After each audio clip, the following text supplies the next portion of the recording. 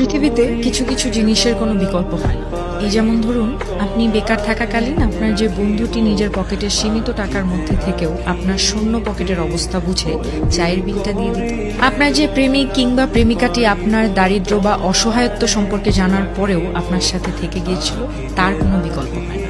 আপনার বিষণ্ণতার খোঁজ জানতে পেরে আপনার দুর্দিনে যে মানুষটি মাথায় হাত বুলিয়ে দিয়ে ভয় পেও না, আমি আছি বলেছিল, তার কোনো রিপ্লেসমেন্ট কিছুতেই হয় না।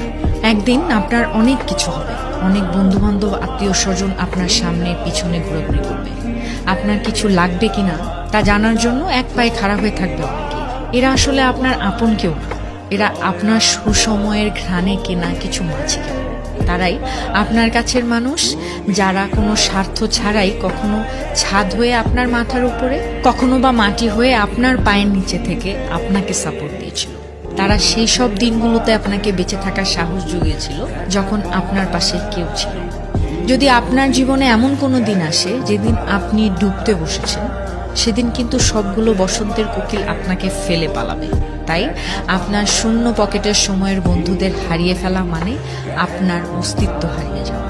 তাদের কখনো ভুলবেন না, সুযোগ এলে কখনো কার্পণ্যতা করবেন না সাহায্য করতে, কেননা এই বন্ধুগুলোর কোনো রিপ্লেসমেন্ট হয় না।